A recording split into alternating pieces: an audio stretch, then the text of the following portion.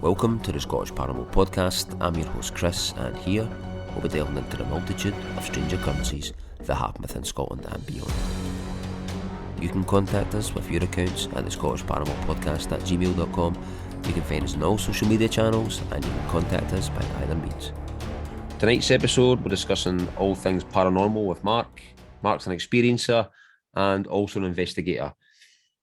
Mark carries out investigations with West Lothian Paranormal, and also recently has conducted some investigations into some more UFO accounts within the West Lothian area.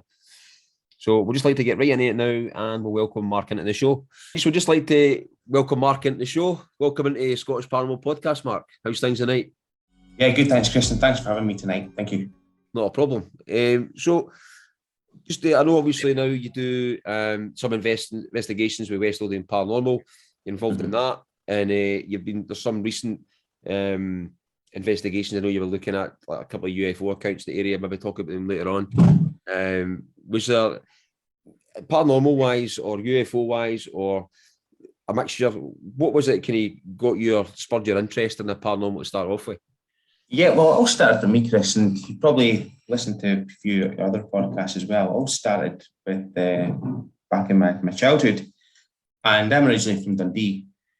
And where I am, there was the houses seemed to have an absolute flurry of paranormal occurrences, and it wasn't just one type of thing. There was an area of high strangeness.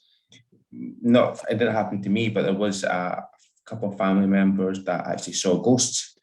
I heard a lot of really weird noises growing up, and there would be lots of hammering that I would hear, and it was like distinctive hammering, and going for years. And over and above that, in the inside, outside, I would see a lot of strange lights. It would happen quite frequently between 91 and 2002. So in that time, I would be seeing or be experiencing paranormal phenomenon sometimes on a daily basis, and it was just become the norm. And that's what got me interested in it. I think it always, even as a young child, I remember being fascinated about it, but definitely becoming about 11 years old and starting to see these things for myself and hearing these things in the house. And it would be unusual footsteps when you're only in the house yourself and you hear people walking up the stairs. Mm-hmm. There was unusual, it was almost like screaming noises that I really can't explain. And over and above that, the strange lights. They weren't the normal things you could account for, like aircraft or even drones. Even in those 90s, that didn't happen. It was definitely something that was unidentified. So yeah, that's what got me into it, and I've been into it ever since. So going back to when you were younger, did you have like siblings and stuff like that in the house as well? Because you always find quite a lot of paranormal aspects of stuff. It's always surrounding kind of children, or there's a number of different children in the house and that. I mean, I know past cases, you always hear of that. Yeah, there was. I had one sibling, and I will just go into the stuff that I've gone in just now, Chris, just because I don't have my sibling. No, that's I'm just wondering. It was mainly about it was because example, just you hear other people, regardless of their experience and stuff, and no. It's always been a case of there's maybe my other siblings in the house as well and stuff like that. In regards to, it's like I don't know if it's energy or generating activity and stuff like that, but you always kind of find that as a common theme. Paranormal cases and poltergeist cases and stuff like that. Mm-hmm. So moving on, kind of for that. So when you were kind of younger, and that was like you probably have a bit of a mixture of different paranormal aspects going on there, maybe like ghost stuff and maybe like lights in the sky for UFO stuff. What kind of part of the paranormal took your interest the most? It was definitely the lights in the sky. I've always called them UFOs, but to be honest, looking back at it and being technical, it wasn't real. I don't believe it was an object. So it really isn't. It was the more realistic explanation is a light in the sky, but it wasn't just.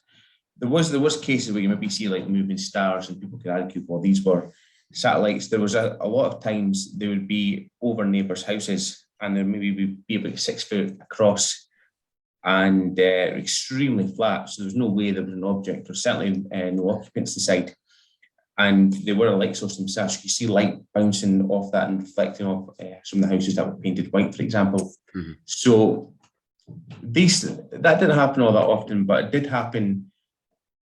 Happened in 91, and then between 96, 7, 8, and 9, it would be almost a yearly thing, especially about the winter time. You'd be seeing some sort of unusual lights, and they would always change as well, Chris. So it wouldn't be one time you see would be like a kind of like a standard like this shape UFO. It would be another time they'd take another shape, like they would be take an array of small lights, for example, and then they'd expand and contract, and they'd even become like more opaque. So they'd actually become more transparent, and then become more luminescent. And it was incredible to see these things just actually not only change colour, change shape and size, but clearly there was an element of intelligence to that. Now, even nowadays with drones, for example, that's simply couldn't be replicated. It was nothing that you could put as a rational explanation. And I certainly have tried to over the years to think, could this be some sort of rational, like a light show, for example, or anything like that? But just simply, there's nothing like that that could that we have that could actually explain the type of lights and the way they behaved. See, so moving on for that, like, how long did you kind of experience this for? Does it right throughout life, or was it a case of just when you're younger, or during your teenage years and stuff like that? It was. So it happened when I was 11, and then between, say, and that was 1991. And between 92 and 95, I was actually late like 96. There was nothing like lights in the sky. Maybe occasionally you would see like I would call them moving stars, basically. Mm-hmm. They would be things, and these could, and probably a lot of the time were actually would be satellites, but not all the time. And occasionally you would see like stars, for example, maybe not just one, but quite a few of them moving in an erratic and unusual way, or even sometimes change course, for example, which is not consistent with satellites. But occasionally, I almost certainly would have mixed in a few rational explanations with rational satellites as well with those sightings. But that was all I really saw. It was only between 96 to 99, and it would happen almost in this period of maybe between 97 and 99. You'd almost see them for maybe a period of 2 weeks, for example, and you'd be walking down the street, and you would just see these, almost like sheets of light, for example, and it was quite incredible to see, Chris. And I can't really explain it, but it was almost like the sky became white in one area. But yeah, between 91 and 95, it was relatively quiet, bar the moving stars. It was only between like my late teens that I started to get quite energetic. Mm-hmm. There was also a time in 2002 where I saw almost like several columns of light. I think about 5 columns of light, and they would like expand and contract. And there had been another UFO sighting that I've reported in 2016. Mm-hmm. But I think there was a bit of another story towards that. That's been an interesting one. But yeah, between the late 90s, that was when it was most active. During the early 90s and mid 90s, there was a lot of things happening, but it generally was like more things like unusual things in the background, like unusual noises, unusual footsteps, and those screams. But it was more quiet than what was in the late 90s. Did you ever find any corroboration to any sightings you had back then, or even looking back now, that people had seen at the time? Or maybe, as I said, if you maybe look back past history and you seen there was maybe reports at the same time or in the papers or anything like that, did you ever do any kind of research into that and look back on it? Or at the time? No, I haven't done anything like that, Chris. Mm-hmm. I probably should do. One thing I was really interested to find out if there's any sort of ley lines or energy lines, and some of the ways you could actually detect them is if you can maybe see like old standing stones, for example, or even running water. But there's nothing like that I can see. The only thing I really know about the area, like from ancient times, is that would have been almost the area. There's a street the main carriageway in Dundee is called the Kingsway. Mm-hmm. And it's actually where the Scots king was actually chasing the Picts to when they went to Bright Ferry to kind of escape. Other than that, I really don't know of any standing stones or anything like that of interest in the area.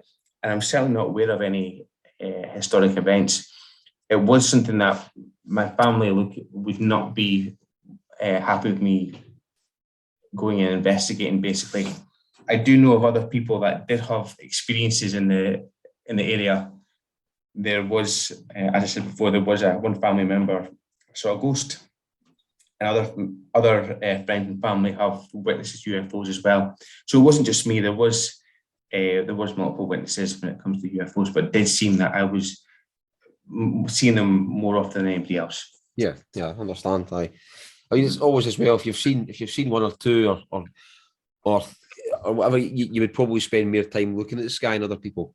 I mean, if you see one, you would look at the sky more than other people. You know what I mean? You would. I mean, so it's amazing what people probably do miss because they just spend their life looking forward. Yeah, you also get quite adept at figuring out you can figure out quite quickly what's something that's maybe a bit more explainable. So say, for example, when you see like an airplane, for example, you can see like the little red flashing lights. You know that's going to be the wingtips. And even satellites nowadays, actually went back to my mum and dad's house and saw like two like very fast moving stars. But they keep on the same trajectory. Now, the first thing I'd like to do is say, that's a UFO, but we can't do that anymore. The amount of satellites, especially things like Elon Musk, for example, and they've got there just seems to be more and more satellites in the sky nowadays. Mm-hmm. You can't go and just say it's UFO. You've got to put the most rational explanation first. So that's what I'm doing with these with these things. When I see like stars that are moving but they're staying in the same trajectory, my suspicion is to actually say no, these are going to be things like satellites. But you do figure out quite quickly what seems a bit anomalous and what seems to be the traditional. And if I'm honest with you, Chris, I would say the vast majority of things I see moving are going to be things like meteorites, satellites, and planes. I would say there's only a very, very tiny minority of them are something anomalous, which is unfortunate, but at the same time, it's also good to know that I'm not kind of going a bit crazy and saying everything's a UFO. So totally. That's the thing, though. I mean, there is people out there who they believe anything they see in the sky is like a UFO or whatever, and that's the thing. A lot of people can you think that of people who do investigations in that, and it's not the case. I mean, we look at the rational aspect of it first, and we look at the most plausible first, and try and look at it with a skeptical attitude. No, I mean, when they say it's healthy to be kind of skeptical about stuff, but at the same time, no, just being a skeptic for the sake of being a skeptic. You know what I mean? As in just discounting everything, but it's looking at it a rationalistic way. In that as well. So how did you kind of go for that aspect to end up looking at kind of investigating stuff and kind of getting into that aspect of it? Well, I started doing investigations back in Dundee in 2013, and there was an old abandoned house. I won't give the name of it, and it really was very, very intense. I went with a group of investigators. We really, looking back at it, we were all quite novice, but the amount of energy there was absolutely incredible. It was just off the scale. And there was another lady that went with me, and I remember her just breaking down. She was actually sensing quite a lot of energy in this house, and so we went there and we're just doing these investigations, and I was able to realise that there was a bit to it. And over from there, just as soon as Facebook kind of became a bit more popular and you saw a lot of paranormal groups starting, I also started with a group in Currymuir, and the chap who was there, he had a lot of equipment and had a fantastic psychic as well. So just starting going with them and getting a bit of experience with these guys, getting to understand the equipment and what it's like to work with psychics, that's what got me into it. Mm-hmm. So when I I lived in Fife in Markinch for a number of years, and then while I was there, I found out about West Lothian Paranormal. Mm-hmm. And I went to a few of the investigations, and there's been places like Dunbar, for example, and all the old townhouses. So there's a lot of it's almost like a circuit of paranormal investigations now. So you'll see the same things over and over again, like Dunbar or Nidri Box, for example, and just went to as many of these investigations as I could. And yeah, there was sometimes it was quite interesting, but as I've gotten I've done these for quite a number of years now, Chris, and to be honest, I feel now that while I still like to keep my hand in them, I don't want to be doing them as often as I used to do. So, yeah, sorry, going back to your original question, though, that's how I got into it. It was just through looking at people, Facebook groups, and even Gumtree, and finding out people that are doing these sort of investigation and getting to with them, basically. Mm-hmm. So, what was kind of looking at kind of some of the cases that you see and anything like that? I know the investigations would be like kind of one set up, going to like a certain location and anything like that. Was there anything that you've kind of picked up along your way that's like maybe some of the kind of stranger stories of that, or what's some of the kind of stranger stories that you've came across? There's definitely been I would say again that the majority of the times I've seen stuff, I'm going to offend a lot of people, but I don't feel that everything's necessarily paranormal. I don't think that one of the things that paranormal groups do is they don't really seem to use equipment as well as it should be used. That's going to offend a lot of people, and I don't mean to. But there was too many times when I just felt that people don't really know much about the equipment, and the standard of evidence is relatively quite low. But there have been on a couple of occasions where I've heard with equipment or seen with my own eyes some things that really were quite outstanding. The place that I'll never forget is Gilmerton Cove, and that was just that was crazy. I've been there twice. Where is it? It's in Edinburgh, and nobody really knows the history behind it. It seems to have there've been tunnels at one point, but you drive past it, so it's near like places like Dalkeith and stuff like that, and it's actually in that so it's like kind of like the east end of Edinburgh, and yeah, so in Gilmerton Cove, it just looks like a normal like a little shop. There's a number of shops, and you wouldn't know it's there. I went there. I've been there twice, and the first time I went there, they think it maybe been a Hellfire Club at one point. It's got a number of chambers, and it's all underground, and it looks like it's been dug up. And I remember getting the most distinctive smell of alcohol, and even though nobody was drinking, it was incredibly overpowering. And it's been a few times in my life where I've not seen things but smelt things, for example, and that was definitely one of them. It had an effect on a couple of people, which you can't get into, but it was very, very intense. The second time I went back, people were coming back against scratches, for example, and I went with West Lothian Paranormal. but the energy was much nicer with the West Lothian Paranormal. Also then with the West Lothian, we've done a couple of other investigations. There was one in Dunfermline, an old hospital, and to my knowledge, we're the only group that's ever investigated there, and that was really crazy. West Lothian have a fantastic psychic, and I'm really glad she was there that time, because it did feel quite a dark energy to the place. When we went there was a couple of ladies that had some electronic phenomena, and we're almost having like a 2-way conversation with spirit. I've never experienced anything like it before, Chris. We were actually, like, say for example, I can't remember the lady's name, but it's the first time she's done an investigation, and say her name was Alana, for example. You could actually hear voices saying Alana and calling after her, for example, and there was that sort of 2-way process behind the conversation. Was that on an EVP or what? Or? It was like an EVP. I'm not exactly sure what equipment was used, but I'm not aware of any sort of like falsifications or any sort of like tricks being played by the ladies. It does seem, as far as my knowledge goes, it does seem like 2 genuine people that had recording equipment and did pick up the voice of a spirit.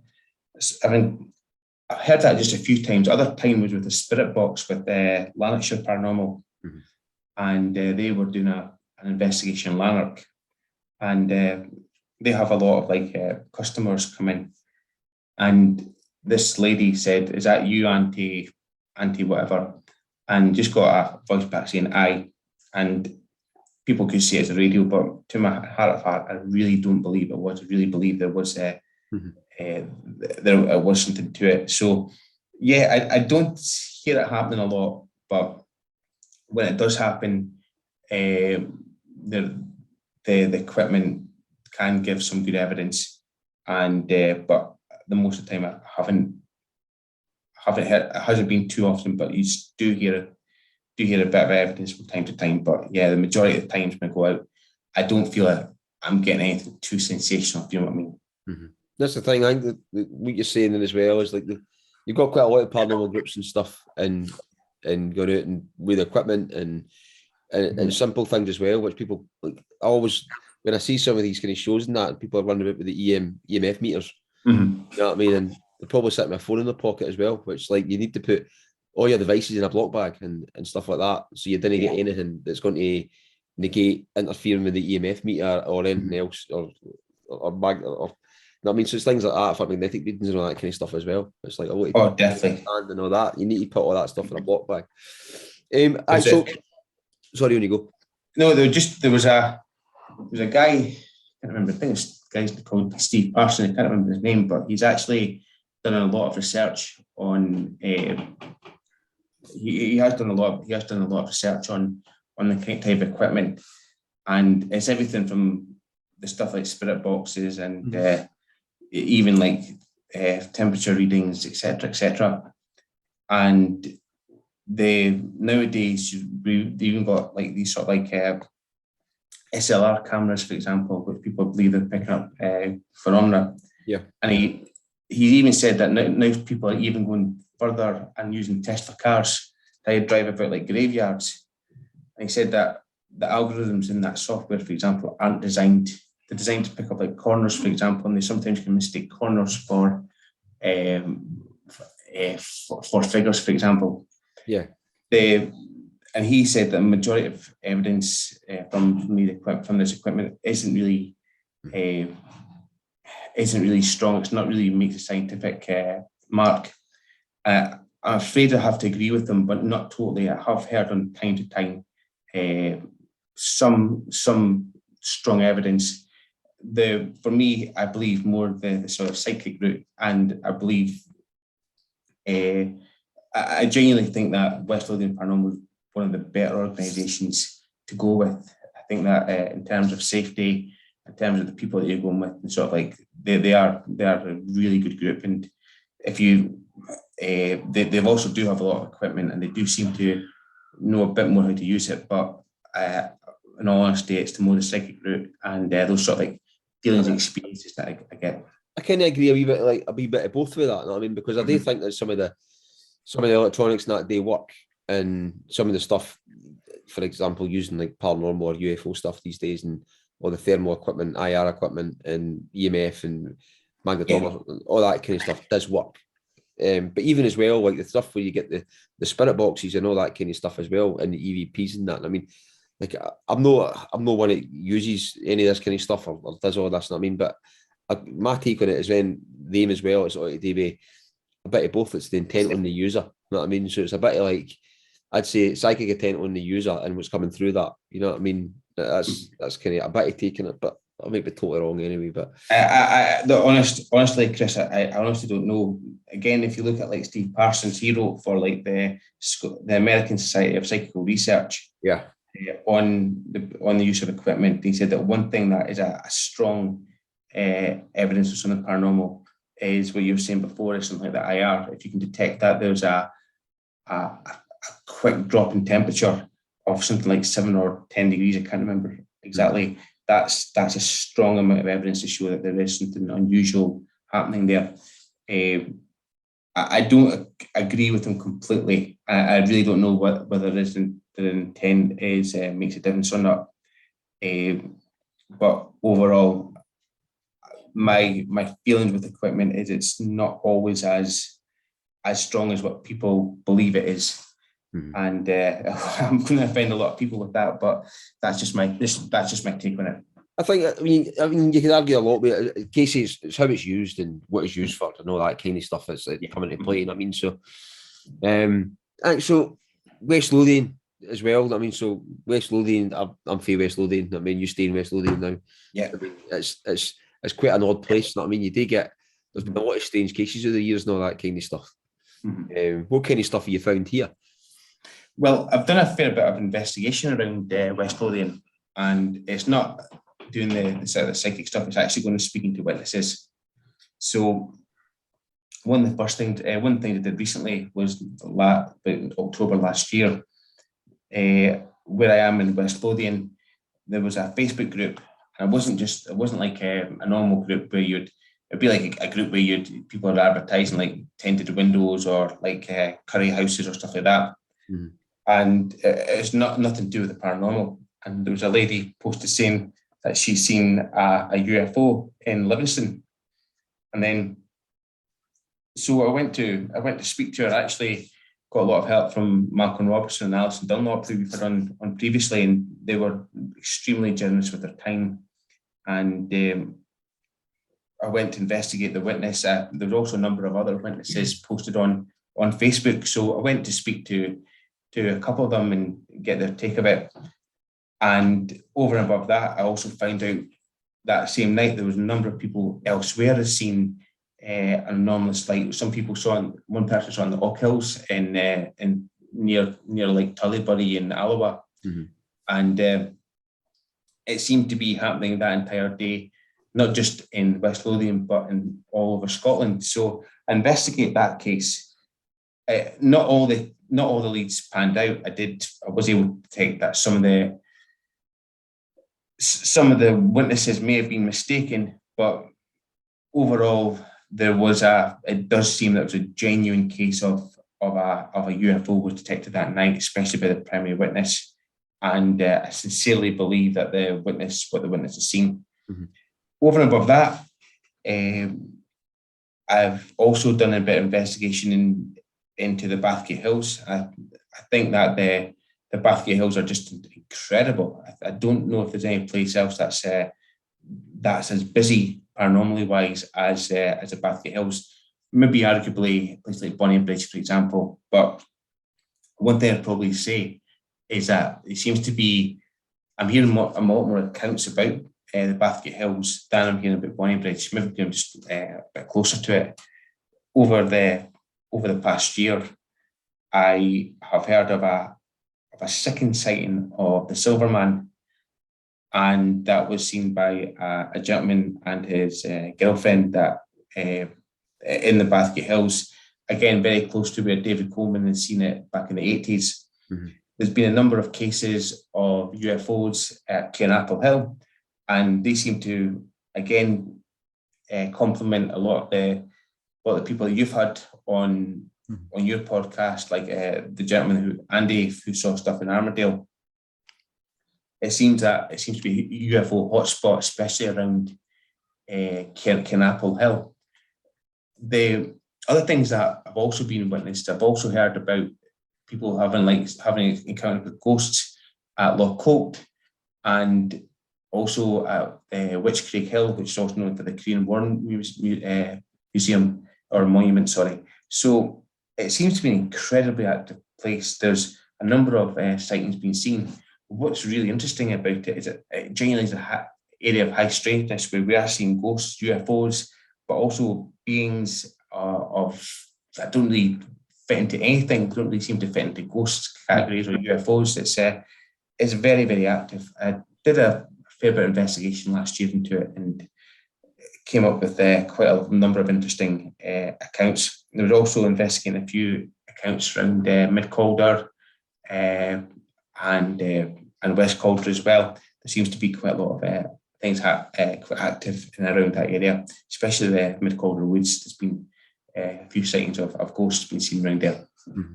See, going back to the second sighting, the Silverman, could you go into that a wee bit more, what they've seen and stuff, and where they seen it? He didn't. The gentleman who told me about it didn't actually go into specifics. He just said he's seen it, and he's seen it at a specific place, and he believes that there's a reason behind it. Mm-hmm. So he just said in a brief message to me. It was actually via Facebook Messenger. But were they knowing the knock or something like that? Was that nobody were? They were at the knock. They were staying at the knock hill at the knock, and while they were staying there, they said that they met the Silverman. They never discussed precisely the location, but the knock is very close to where David Coleman had seen his sighting. They said that down at the Silvermine, they've seen some sort of like silvery looking beings, and they'd also experienced like the noise of a car with loud music bumping away. Going back to Silverman, though, it was only to say that they've seen it at this same specific place, and there's some sort of reason behind it, but they never went into the reason why they'd seen it. So, yeah, apart from saying that they've seen the Silverman at a specific location back in 2020, I really don't know anything else bar it that they were the sighting. Definitely a strange place, though. It stretches right across into like Uphall, and right across that area. I mean, the whole area. I mean, it's like it has got something about it for some reason. Mm-hmm. The amount of stories over the years, and then there's more stories out there. I mean, there is. Oh, yeah. Aye. So from there, I mean, in regards to kind of what other kind of stories and what's your kind of have you got any other stories from the area you want to tell us, or in regards to? I've got a few. One story I thought was really interesting was that there was a lady reported seeing what seemed to be a phantom plane and flying around, and her and her husband had seen it. Mm-hmm. And then there was a second witness, I don't know if you remember, had actually saw it when he was at school with his pal. Well, that was one. It was so I've not told listeners this. I mean, it's like it was an odd thing, but I'll recount it now. I mean, so I was primary. I think at the time I was primary 5, and we seen like an old plane, and it was like an old World War II plane. It just the school was on the top of a hill, quite high, in Armadale, and this old World War II plane basically just kind of. The houses next to the school, it basically just missed the roof of the school, and then and disappeared over at like the Mossland area. And at the time, I can't remember, but at the time, I think we ran across to see if we could see it or something like that. But it was funny because a few other friends had seen it as well, and at the time. And I had kind of reached out to him recently, and I was talking about it and stuff like that. And it was just really, really odd because it was close enough you could potentially see a pilot. That's how close it was. mean, this thing just missed the roof of a house, but it was like an old type, and I think they actually figured out what kind of plane it was when they were looking at them all and stuff like that, and going back and forth with the guy that had seen it as well. But that was one of the kind of strange things as well. We couldn't remember much after it because, like, I think we thought we'd went to see it to see what had happened because it looked like it was going to crash in the moss, but then we couldn't remember much after that. But it was during school time, and this was the playtime we seen this, so it was a kind of odd one. We were thinking if we went away, we'd have probably got in severe trouble for being out of school. But we can remember maybe try to go and look for it or something. I can't. But it's been that long ago. But we definitely did see it was like so close up. Yeah. Which had been that same kind of vicinity this thing we've seen as well, or it's over that kind of neck of the woods because the direction, if you keep going that way, is I think the sighting that you had, it was like further way over. I'm not saying it was a ghost plane or anything like that. It was just a case of you never know what it was. It was just really odd for the fact that the age of the plane and how low it was. I mean, it literally just missed the roof. It was an old house called Bodie's house. It just missed that roof. I mean, literally that close. It was mad. Aye. Yeah, well, it was not just yourself, Chris, that seen it. It was the lady and her husband had reported seen it as well. So spoke to the lady and seemed very, very sincere, and she was really delighted when she found out there was other witnesses that saw it. Going back to your question as well, and sorry I've been going off a bit off a tangent. No, that's fine. Is there's been a couple of other places that I've investigated that haven't really been investigated before. One of them is the fantastic find actually. It's back in down South Queensferry, and into Queensferry they've got the Jubilee Hall. It's got like the big town clock, and so as far as I know, West Lothian Paranormal, the only team that has been there. I was actually a very good friend of mine. He lives there.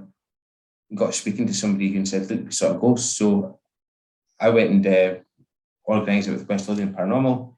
He went and organised it and booked the hall, and we investigated the hall. It was really a fantastic night. There was we did it for charity. Like the one thing I have to say about West Lothian Paranormal as well is that they don't make money off it. It's either they do it for a cost or they do it for charity. We didn't make much money. I think we made about 40 quid, and we gave it to charitable donation. The place was really interesting. So where they've got like one of the conference halls would have actually been where the court was. And there's actually down in the cellar, there's actually the evidence of the old jail cells, for example. So it was really quite good. There's also, unfortunately, there's a lot of witches were convicted there as well. So it's got a bit of a grisly history. The reason why we went there was when we did go there, there was a staff member who had actually witnessed a ghost had appeared, and I can't remember the story too much. They actually said that they witnessed a ghost, and they were quite sincere. Spoke to the lady for about 5-10 minutes, and she said, "Yeah, it was myself that seen it." Yeah, and very sincere lady. So we did an investigation that night, and we never really picked up anything like absolutely convincing. But going back to orbs, I know orbs are a bit of it really is the most contentious subject. Some people believe it's dust or insects, other people believe it's something else. There did seem to be a few orbs, and it seemed to be one or two of them seemed to be coming whenever I came into the room, but nothing outstandingly convincing as evidence, but certainly had a weird feel to it, and certainly in the psychic impression that we got, it seemed to have quite a lot of energy in the area, but nothing that we could say, yeah, this is 100% a ghost, but definitely a lot of strong energy in the hall. So there was a really good night, and I felt there was something there, but I don't have the evidence to back it up. But yeah, I really enjoyed going there. It's great to get places like that where you've never done before, and you're finding out more and more about the area and the history behind it as well. So that was a good night. It was a good good investigation. So we're looking at kind of some different types of phenomenon. What parts of it now intrigue you the most? Still, definitely, what gets me the most is high strangeness, Chris. So it's not actually UFOs or ghosts or poltergeists or whatever it is.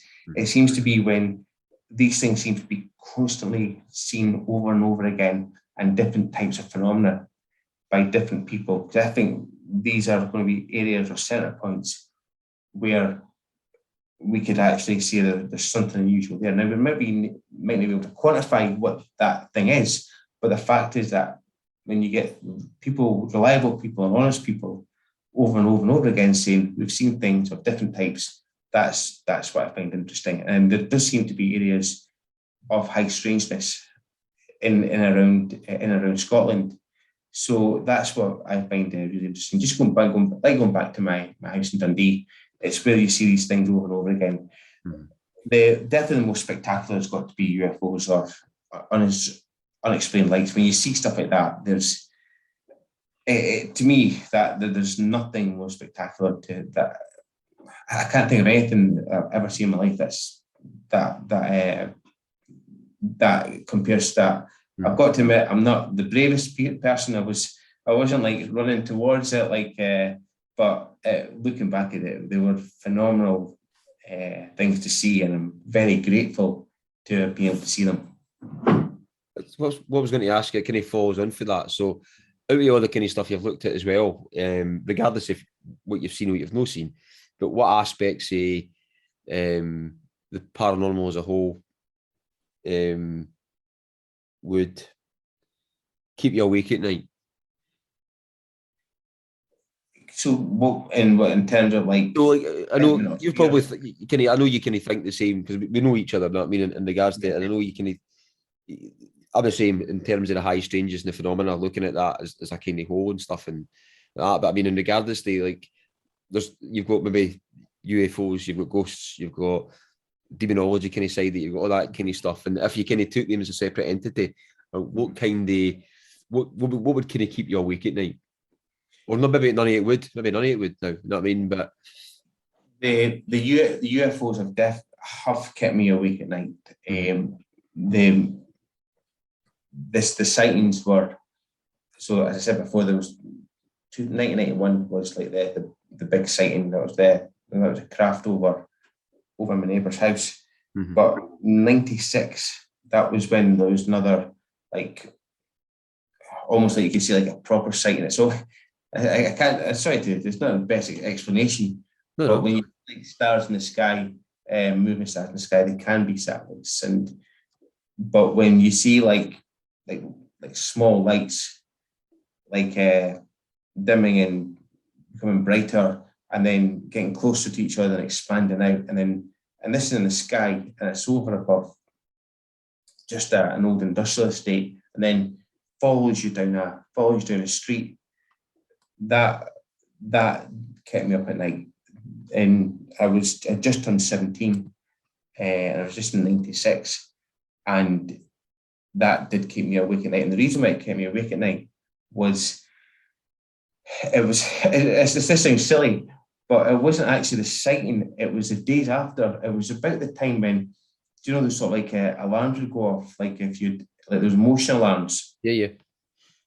And for about 3 days in a row, I would see my neighbour's alarm, like light just going off and on and off and on. And so that really frightened me, just to see that thing just, it was like throughout the day, throughout the night. Whenever I saw it, I could see it from my window going off and on. It was almost like feeling this thing could be detected, whether it has some sort of heat or something like that, but it could be detected by that light. And it was almost like saying, we're here. And that was really scary. Now, I've got to stress that I've never felt them being aggressive or anything like that. It's just the fact that it was just just how bizarre it was. It really was quite a scary, quite a scary time. But yeah, apart from that, that's the only time that's really kept me up at night. There's been once or twice when I've been in investigations and been a bit nervous about it. But that's been long gone. I'm very selective of who I go out with. I don't go out with just any old people. I go out with when I do go out, it's almost exclusively now with West Lothian Paranormal. And it's maybe about 1 in 10 of their events. It's not that often anymore. But I go with them for a reason. They have a lot of trust in their psychic. I feel that she's able to, she works on protecting us and keeping us safe. And for me, that's very important. So I don't feel like I'm in danger with these people. I don't feel like I'm in danger. I don't feel like I'm in trouble anymore, because the people who I go out with, I'm selective about it. And I don't go to silly places that there may be some dark energy. I'm good at that kind of. I don't get worried about it anymore. But at the same time, looking back at it, there has been 1 or 2 investigations when I didn't know what I was doing. I never protected myself, for example. Looking back at that I would have a couple of uncomfortable nights. And then the thing with the UFO did keep me up as well. That came up for a few nights that day. Do you think I don't know, people have saying this or no, but see, doing some of these investigations and stuff like that, when you've got quite a lot of people there and they're looking for something, or they're asking for something. I mean, as in regards to the activity, do you think that could be a conjuration of some kind of doing that, and that could potentially cause it rather than the actual thing being there? It could be. It certainly could be. Like, going back to what you're saying before, is why is it that a lot of things happen with children? Is that because they're manifesting something themselves? There was also this thing about psychokinetic energy, and it could be that we've got a large group of people that these things happen, or is it something genuine? I don't think there's been as rational as possible. I don't think there's a strong way to know which one, to know if it's one thing or another. One thing I probably could say, and what I find interesting, is when people aren't looking for the paranormal but see it, that would probably be suggestive of there is actually something that's genuine ghost. But again, they wouldn't be on ghost hunts, they'd be like on their daily working lives, for example. Right. And I've got a few accounts of that I could certainly go into, but yeah, it is possible. It could be some sort of like psychokinetic thing, or it could be that there are ghosts. It could be a lot of the time it is ghosts, but sometimes it's maybe half and half. I really don't know the answer, and it's not the best answer, but it's probably the most honest. No, I just mean like get your take on it. I mean, we've all got it's to get any answer on a subject. It's quite hard to get I wouldn't say a right theory in it, but it's good to hear what other people's ideas are and what they kind of think and what they believe and all that. I mean, I think for all the kind of maybe experiences you've had over like the past and all the books you kind of read and all the information you watch, and you form a kind of opinions, or you form an idea of something, when you discount some bits of it and take it in. So it's good to see what kind of other people kind of think it and that as well. One instance though, I think it's maybe worthwhile sharing, is that I can imagine that it could be a bit of both, or that the energy of the group attracts a specific type of entity. Like the first time I went to Gilmerton Cove, it was there was that really quite overpowering smell of alcohol, and there was quite an oppressive presence to it. But the second time I went was with West Lothian Paranormal. And there's at one point, and if you ever get anybody from West Lothian Paranormal up there that night, there was about 20 of us, and we could not stop laughing. We were just, and I don't know if it was the energy of the place or anything like that, but it was every time somebody just said something, it was quite a funny night. One girl did get scratched at one point, I've got to admit, but the majority of it, and what people remember most about that night, was the fact that it just seemed to have such a really amazing feel to it. There's also another time with a case from Cuddymuir paranormal investigators, who unfortunately work anymore now. The guy who did it, unfortunately, isn't keeping too well, but his group was really, really good. They had a tremendous psychic, and they were very good at like clearances, for example. So if there's a haunted house, for example, they were very good at getting rid of it. And there was one case where they did have one being that was trapped, and the psychic was able to remove and send the ghost on its way. I wasn't involved in it, but I do know, have met these people many, many times, and I trust them as being very sincere. And they said the feeling of just like joy and happiness was overwhelming.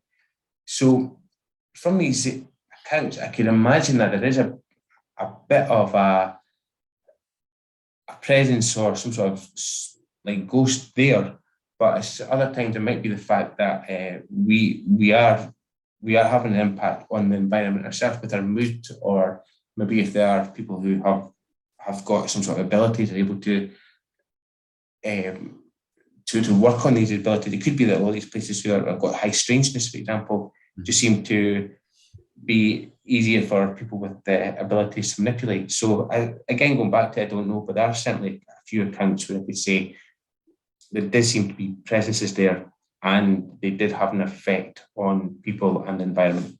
Because I always kind of think it when you look at paranormal kind of investigations, and some of them, the way some of them are ran, and then like asking someone to come forward and maybe some art or activity, or kind of try to will or ask for some activity to happen, and you'd get the same, if not slightly different, in things like CE5 cases where you would do like maybe meditating, and they would ask the same, or you maybe even look at ritualized magic where they potentially do the same to try and invoke something.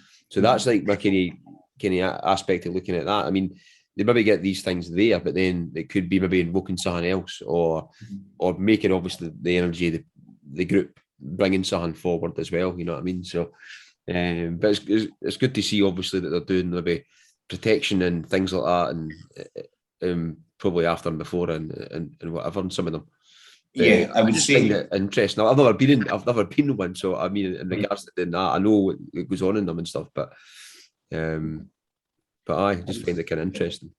Going back to things like CE5 and that sort of invocation, I can imagine that it's almost like a bridge where whatever from their side and whatever from our side have kind of got to kind of be kind of on the right wavelength at the right time for that thing to happen. Going back to a lot of the things I've seen, I genuinely believe I was doing some sort of CE5 without knowing it, because it's going back to what you're saying, Chris, is when you go out at night and you've seen something, the first thing you're doing is you're looking at all the stars, and the time I'm actually just thinking about this now, actually, is the time I'd always see them was in the winter time, and I'd be taking the dog out a lot. We used to have a collie that demanded walks all the time, so I got quite good at figuring out looking at the stars. I can just imagine if I'm looking at the stars and kind of doing that sort of looking for something, was I unintentionally kind of having that sort of focus of looking for something, and then once in a while something just found me, basically. So yeah, I think it could be that there is an element of you, but also an element of other side that kind of get together at the same time to form that sort of bridge and for something to happen. There's so many stories with that. I mean, with people like on that aspect of looking for something, and it comes to them as if like it's like well, you hear the old kind of cliche kind of thing phrase. It's when you look into the abyss looks back. Yeah, it's like that. There's so many cases of that when people are actually looking for it, or and it just comes or whatever. But it's totally interesting. So moving on for doing some kind of investigations and that. I mean, what you kind of looking at or planning to do kind of in the future and stuff as well. What I've been there's definitely two questions. What I've been doing the past few years is it was thanks to Alison Dunlop. I used to work for the National Trust for Scotland, and when I worked there, they Alison asked me to do a talk for the SPI conference, which is, I think, the biggest conference in Scotland. And I really didn't know what to speak about. And you've got people like Alison, Ron, Malcolm, have been doing it for years, and they're very good at it. And what just one day, I was in IT, and somebody called me from Drumcastle and just said, "Is that haunted?" I genuinely didn't know what Drumcastle was. And the woman said, "It is extremely haunted." And I was looking back at the case notes from 2018 when I asked them. And the previous months, people had reported, like 5 people had seen a ghost just during the day, and things have been moved constantly. And then I've been there twice. So where was this again? Sorry, Drumcastle. It's in Aberdeenshire. All right, okay. It's next to Crath. It's quite close to Crathis Castle, which is quite well known for the Green Lady. So because of that, what I did is I actually spent a good 6 months or a year, like going through all the National Trust and Historic Scotland places, and literally going up to staff members and saying, "Is this place haunted?" And half the time I got looked at like I was like some sort of imbecile. And well, actually, that's for most people, actually. But there was a few times that you actually got speaking to people, and they're saying, "Yeah, this place is haunted." Like I've witnessed things myself, or I've seen things, and that was really good when you actually get these sort of first-hand witnesses. You start to see that there is something genuine to it. The other thing you start to see that the stories that you hear online, not all the time, are actually consistent with what people are seeing. Mm-hmm. And that was really interesting. Drumcastle, for example, House of Dun near Montrose, that's a really good example of that, where people are talking about headless nights, for example. And when I went there, the lady said, "No, I've never experienced anything like that," but they had experienced quite a lot of paranormal phenomena. Mm-hmm. And it just became fantastic, just going around all these areas and picking up the stories and speaking to people. And so I did that back in 2018, 2019, and then did a talk for the SSPR just last month. I did the same. So I was literally going around places in Scotland. I know you're quite interested in Robert Kirk, and Robert Kirk was part of the Enlightenment. He was basically, what he was trying to do was, from a religious context, try to justify why religion was still needed during the Scottish Enlightenment, when it was more the educated and elite were looking at more of a scientific and rational and mechanical view of the world.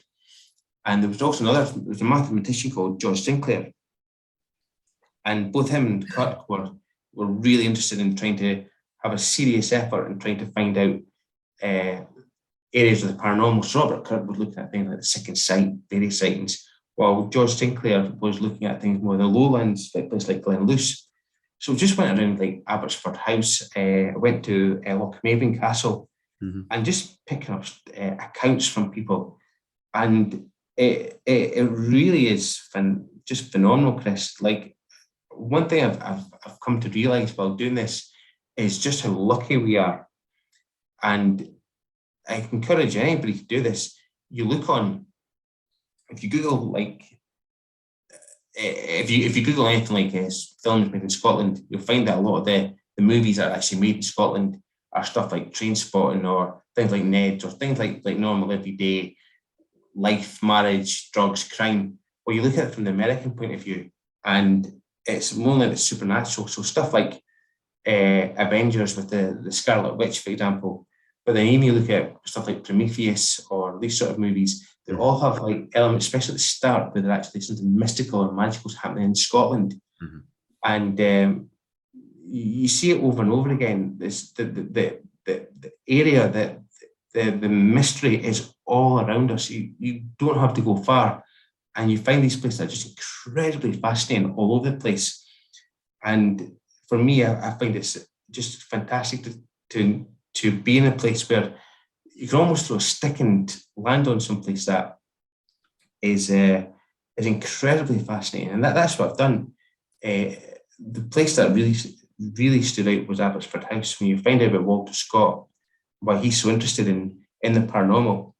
And you find out as well that a lot of his work went on to inspire people like Mary Shelley and Bram Stoker. He helped influence the romantic Gothic style of horror style of fiction that we see to this day. Like even if you look at places like Carnival Row or the regulars on Netflix, they have that sort of like Victorian era paranormal phenomena, and that was influenced by Scott. And we just think that essentially much of the fantasy and much of the things that we see on Netflix and Prime and Disney are actually influenced by Scots. And I find that absolutely fascinating. So that's what I've been doing for the past few years. But moving on, that's something we've been speaking about. Mm-hmm. I work with data, and I would really like to start finding out how can we use like data analysis tools and sort of like that sort of like proper tools to get good information on the paranormal. So moving forward, going in the next few years, I'll be looking at doing that. But I'm also going to redo research and try to get as much research out there, try to find out what sort of research is there, and find out what's out there basically, and have it strongly documented, good evidence for future investigators to have to get conclusions that I won't be able to do in my lifetime. Yeah, that's what I was saying. Sounds good, and that's the same as well. We catching up with Nathan Paul Isaac for the Penny Royale and stuff, because like we're going to sit down with him because they do a lot of data mining and stuff. Mm-hmm. To be getting a lot of their information or supporting what they're looking into and stuff like that. So that's what I was saying to you before, but try to like we're going to set up a meet with him, kind of pick his brains a wee bit, what they do and what they're kind of finding out. And I mean, you're right in what you say. You know what I mean? There's like a plethora of stuff here that you can dig into and look at. You know what I mean? Like I'm talking where I'm sitting now. There's like, I mean, a stone's throw just down the road in a battlefield. You know what I mean? There's like a 13th century castle about a kilometre from me, lying derelict. You know what I mean? It's amazing. I mean, the amount of stuff, and then the Bathgate Hills are just like no far up the road. I mean, and up there's a wealthy stuff up there. I mean, it's like an odd place. There's plenty of stuff to dig into and plenty of stuff to look at. And that's one thing I was talking about, looking at other stuff to do with investigating stuff, and maybe no missing stuff, but there's loads of other, like what you're talking about, there's loads of information you can dig into and look at. Mm-hmm. And maybe one story will bring you one way. Like when I've been looking at some of the podcaster stories and going on, there's maybe something where you've been pulled in one direction to go and look at something. But because you've been busy, you've got life, you've got work, you've got kids, you just stop at that and you move on to the next thing. But you know you could have dug a bit deeper, or you could have delved into a bit deeper. You know what I mean? So that's kind of what I want to look at as well. And I know obviously you want to kind of do a wee bit of that as well.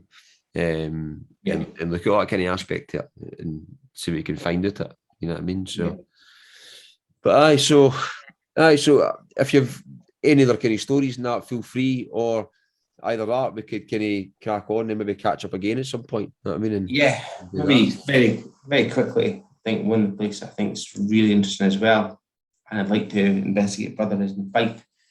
And again, you could look at this and encourage anybody to do this. I'm not making this up, but if you ever, it just shows you how frequent this is. If anybody's watched the Da Vinci Code and they see like the line goes up from Notre Dame to up to Roslin Chapel, and everybody knows that how popular Roslin Chapel is.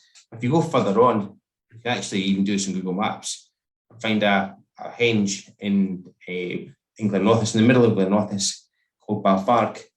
It's an absolute straight line between Balfark Henge and Roslin Chapel, so it's clearly on the Rose line. And what's really interesting about that is that leads on to another stone circle called Balburney. That's got a couple of marks, and these are, according to some people who believe these in energy circuits, these are like almost like a blueprint to energy circuits. And that whole area is really interesting. I lived there for a number of years, and I'm aware of a lot of paranormal phenomenon in that area. So, yeah, that's probably the only thing I've been else apart from this stuff in West Lothian. I'm quite interested in the moment is around Fife. But apart from that, yeah, that's everything I've got to say.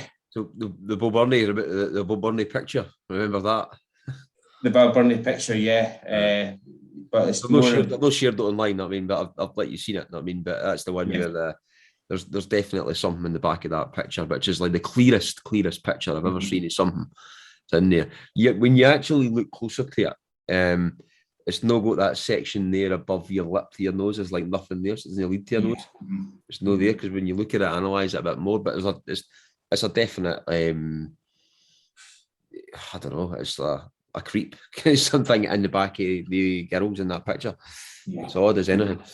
Listen, also another one just to touch on Fife. There's a forest in Fife which we need to talk about as well. I can't remember the name of it off the top of my head, but I joined a couple of forestry forums, and I was like posting in some of the forums and stuff like that, and talking about things to see what kind of things like forestry workers find in the forests, and what kind of strange occurrences they see, that. And there's a lot of like black cat sightings. Although you potentially could get black cats, or an animal or whatever, but you always got a lot of black cats and things like that, a lot of paranormal phenomena and stuff. So there's one place up in Fife, which the name escapes me now. There's lots and lots and lots of black cat sightings. I actually know of black cat sightings. I can't give the source, but yeah, there's been a number of black cat sightings. And it seems to be, from what I know, near north of Fife. So, like when you're getting to the Tay to Dundee, basically, that's I'm aware of a couple of sightings there, and I know one that hasn't been reported. It's actually a family member witnessed it. So, these ones, there's quite a few. It came to a few different forestry workers, and I was on there for a wee while, and I posted up, what's the strangest thing you found in the forest? And once you got past all the kind of comical ones like Old Davy before 9 o'clock and stuff like that, you did get some reports like people seeing stuff in the forest, like they seen like black cats. They came across, maybe once they kind of dug through and unearthed stuff, they found like ritualistic stuff and things like that, and there's loads of stuff came out. But I think the most kind of prominent one was the black cats, and there was a few different accounts in the same area. But I'll dig back through and find. I've got the name stashed away, so I'll find out the name again and ping it to you. It's actually closer than you think. I think it's quite low down, but we'll cover that. Listen, thanks very much for your time, and we'll get you going on. Obviously, I think we spoke about before. You can come on if you fancy coming on, doing a bit of hosting at some point as well, and we'll maybe talk to some of the people we're interviewing, some of the people in different topics and stuff. I'd be delighted.